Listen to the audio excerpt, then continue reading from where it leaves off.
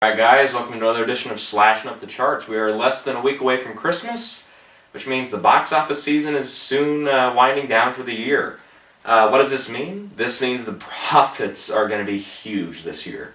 There's a lot of movies coming out that I think diversify pretty far, so there's a good chance for a lot of breakout hits here in the next couple of weeks. There's a couple that I think, breakout hits that are really high potential, and some that are a little lower potential. Some that are really question marks. So let's start with who I think is going to top the box office this weekend. Of course, this shirt is like the perfect shirt. There, you can maybe see it a little better now. This shirt is the perfect shirt for Anchorman Anchorman 2, I should say, without having an actual Anchorman shirt, which I believe there are some of those. I don't own any, unfortunately, but of course, Will Ferrell is he's a box office tour de force. He's probably one of the best there is at getting a crowd out to an audience. Sorry, that didn't make sense. Getting a crowd out into a theater to see one of his movies. So Anchorman, The Legend Continues, is it looks spectacularly funny. I've got some family home. I think all of us love the first Anchorman, so I think we're all going to get together sometime. Maybe not over the weekend, but here during the next week or so, before a lot of them have to start, leaving. Because my family, they're around for Christmas and they're like goodbye. They don't stick around for New Year's. So hopefully I can grab a lot of family and we can all go see it together. This is really a movie that I think a lot of people are going to go out to see. It opened actually yesterday, Wednesday, and got about 8 million, which is a pretty solid number. That means that we're going to have an opening weekend at least $35 million. My prediction, though, is $46.2 million. I do think this is maybe going to be a little bit higher potentially, but I do think that audiences are going to go check this out. The Hobbit: Desolation of Smaug is going to be probably a close second. I did see it. I enjoyed Desolation of Smaug, but I'm really looking forward to Anchorman: The Legend Continues, which, usually I run down the plot here, sorry. Anchorman: Legend Continues basically is the sequel to Anchorman. Ron and his crew, his news team, assembled together again. It's the 80s. 24-hour news networks are, in their inception, and it's up to Ron and his crew to lead the charge, into 24-hour news networks being a big success and getting high ratings. So the cast is remarkable here. Not only do we have the 4 people back, we have Christina Applegate back. We have supporting cast. We've got is it Kristen Wiig is in this? Yeah, I think it's Kristen Wiig. We've also got James Marsden. We've got Harrison Ford. I've read a cameo list. I don't know if it's exactly on par or what, but there's like Sacha Baron Cohen, Jim Carrey. I read Nicole Kidman. I read Green Day. I read all sorts of stuff. I don't know if they're actually going to show up in the movie. They do. This is going to be one of the most packed comedy casts of the year, probably assembled under one roof, that can really kick butt for a comedy. And I'm really looking forward to this film. I don't know what else to tell you. When I saw the first trailers, when they were just the 4 guys, it got me excited, but I wasn't really over the moon saying I need to see this tomorrow about it, because they didn't really have anything special to say.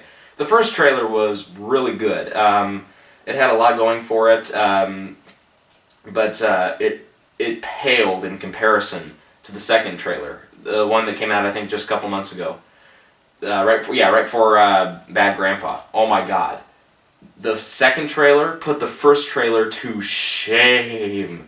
Oh man, that second trailer! I'm not kidding you. Within that first week, I think I've mentioned this on camera. I think I sat through that trailer on YouTube like 10, 11 times. I just couldn't stop laughing, especially at Steve Carell as Brick when he's against the green screen wearing green pants. Oh my God, gotta be one of the funniest moments of the year. I'm sure it's going to be a laughing stock in the theater. So yeah, I'm super pumped for the movie. Really excited. And the reviews are actually pretty solid too. higher 70s, which is better than the first Anchorman. I don't know if this will top the first Anchorman, because the first one, you look back, it is so quotable, so funny, still almost 10 years later now. Spectacularly funny movie. And that was kind of what, Will Ferrell, after that, that was his household name movie. Because, yeah, sure, he had Wedding Crashers, he had Old School, Elf, even before then, but those were the movies that kind of, they were putting him up there. Kind of like the, let's say the, what's a good comparison here? I don't know, there's a lot of potential out there. Oh boy, let's see here. What do we compare this to? There's not a whole lot to compare to. Will Ferrell's kind of, he's gradually grown, and then from Anchorman on, his name meant money. Because then, what was it? Talladega Nights opened up a couple years later, did really well. Blades of Glory opened that next February, and that did really well. I know I'm missing one here. Wedding Crashers.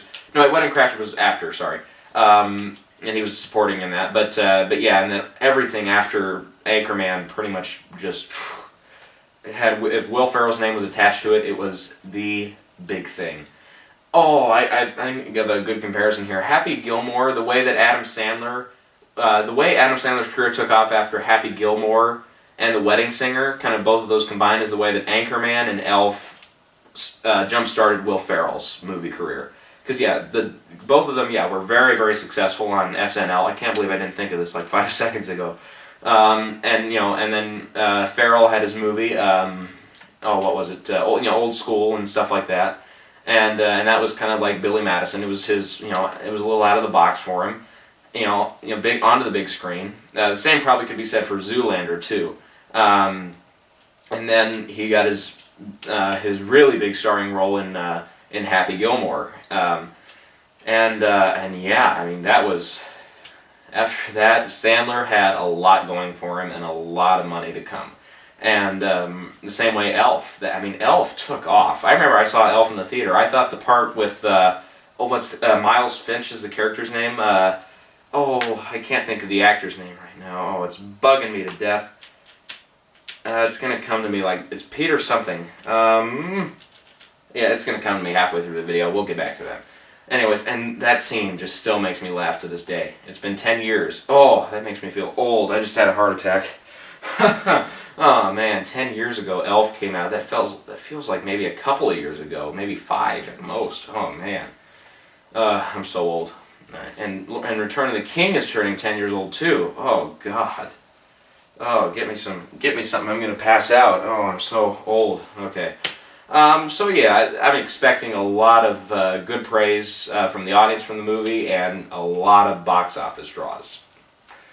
Okay, looking at second place, obviously, is Desolation of Smaug. If Anchorman kind of is all, is DOA, which it will not be, then Desolation of Smaug will do really, really well second weekend. It's going to do well anyways, but I think the reaction to the film was strong, and it's held actually pretty well through the week here.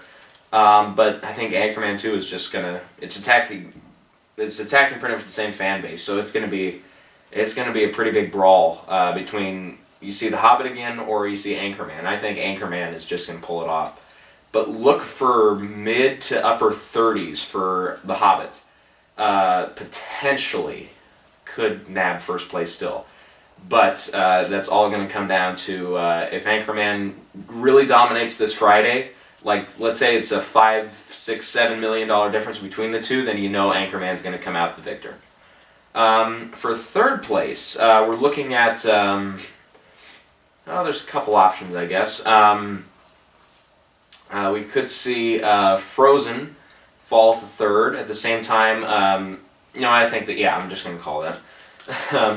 I think, Frozen, especially for family audiences here, is going to easily win over the other film that's opening this weekend that's animated and towards kid, and that's Walking with Dinosaurs. I have to say, I've only seen a couple of TV ads for this, and I don't want to see any more. The reviews I've read just magnify my feelings for that, and they say stay away. Yeah, I think family audiences have they've spent their money, on Frozen. It's made some good cash. So I think Walking with Dinosaurs is really too little, too late.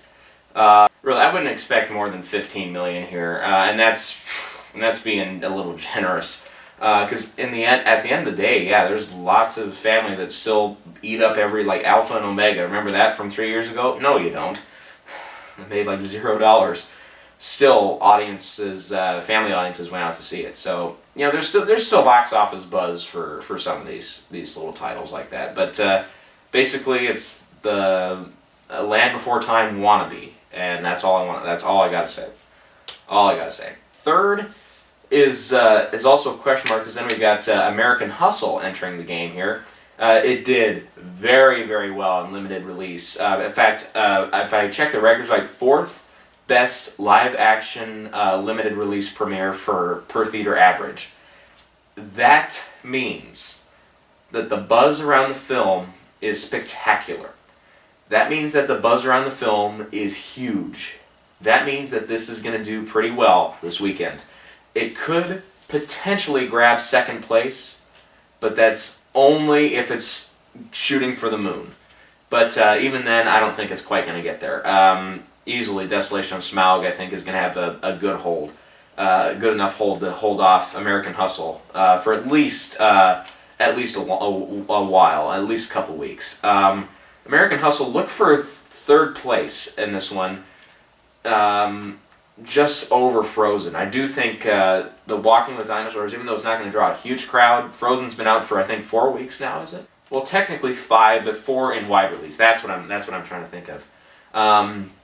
So in its 5th weekend of release, you're still going to get some family audiences that are still going to go see Frozen, but I think the number's going to be pretty tight. My prediction, we're kind of devilish here, 16.6 million for American Hustle. I think that'll be good enough for third place, but look for Frozen to really be a close fourth, really close fourth. Yeah, that leaves 5th with Walking with Dinosaurs. The other film that's expanding this weekend alongside American Hustle is Saving Mr. Banks, which is more or less not an art house film. So Disney, I don't think, was expecting a whole lot from its limited release last week. It was in 15 theaters. Its per theater average was actually pretty good. So Disney probably has no complaints. Here, I think audiences they're gonna wait just a little bit for this one.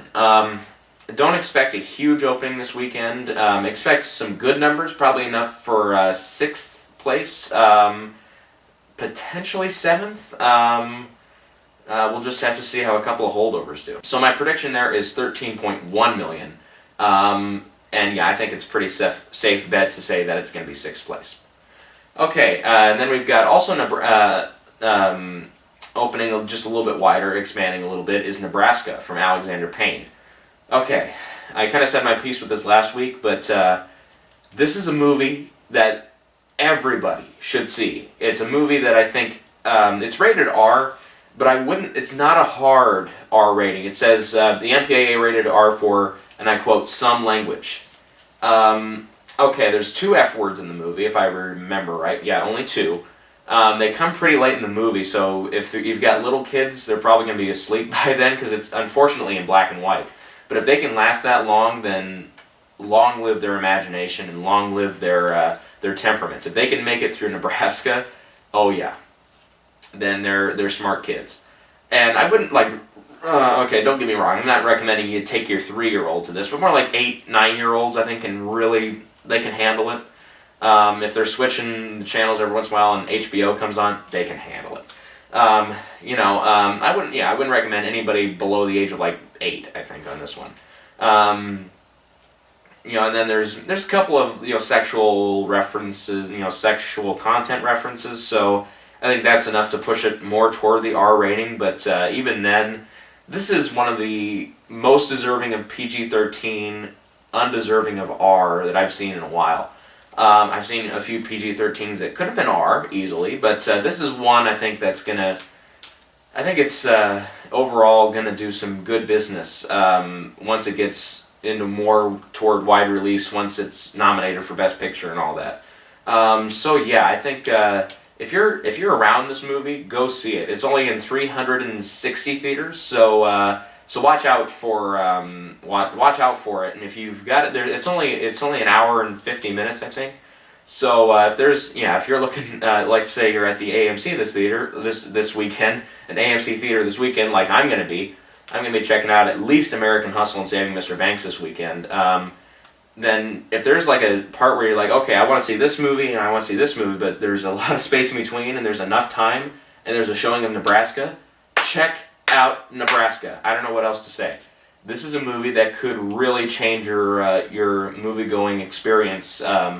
You really change it up and have a nice different experience once in a while. This is the film to do it. It really is. So if you're around a theater that's showing it, I highly encourage you. I highly encourage you to go see Nebraska. So yeah, so we've got Anchorman in about 3,500 theaters, Walking the Dinosaurs in about 3,200, American Hustle's in about 2,600, Mr. Banks is in about 2,100. And then, so with that in mind, yeah, it's probably easiest to go see Anchorman this weekend, followed by Walking with Dinosaurs. But anyways, for the top 10 this weekend, let's take a look here. Number 1, my prediction, Anchorman 2, The Legend Continues. Number 2, Hobbit, Desolation of Smaug. Number 3, American Hustle. 4, Frozen. 5, we're looking at Walking with Dinosaurs. 6th, Saving Mr. Banks. And now the bottom 4, this is where we usually get into a lot of trouble. There's a lot out there. 7th is going to go to Medea Christmas. It kind of underwhelmed last weekend, so I think there's still going to be an audience there for at least one more week. And then it could do, I think, it's going to be close between 7th and 8th, going to either the Hunger Games Catching Fire or to Medea Christmas. I think Medea Christmas, since it's newer, will hold over just slightly better, but expect it to be really close. And for 9th place, expect, okay, this is where we get into the complicated territories. If Nebraska has a good showing, it could nab, I think, 10th place. 9th, I think, is going to go to, for one more weekend in the top 10, Thor: The Dark World. Yeah, I think that's it. Those are the top 10. So I'll run down that last part. Maybe it was a little confusing for you. So 6th, Saving Mr. Banks. 7th, Medea Christmas. 8th, Catching Fire. Wow, Catching Mr. Banks. That sounds like an interesting movie. Catch Me If You Can. Tom Hanks. You get the connection. 9th, Thor: The Dark World. 10th, Nebraska. I'm going to put it in there, sure. But then again, I did see Dallas Buyers Club last weekend, and that did well, but its theater count is almost splitting in half. Out of the Furnace, I think, is going to be out of the top 10. Philomena was also in the top 10 last weekend. That's also splitting a few theaters, so that one's going to be out. And The Book Thief was also in the top 10 last week. Won't be there anymore. So with that, that's your top 10, and that's your prediction for the weekend. Alright, so as far as content, I've got Nebraska review, the Book Thief review, I've got Hobbit, Desolation of Smaug review, and Dallas Buyers Club review, all ready to go, ready to upload. And then I've got a trailer talk for Godzilla. I want to do a couple more trailer talks, but there's so goddamn many trailers coming out for Christmas that I'm gonna have to whittle it down to 3. But I have to say the Interstellar trailer will probably be on there. I just saw the Transcendence teaser trailer today, and that one, well, there's not a whole lot to talk about, so we're gonna skip that one. I liked it, but it's just so little to talk about. What was the other one? It was like there's too many. So expect a couple more trailer talk videos to go up here in the next couple weeks. And with that, until next weekend, adieu.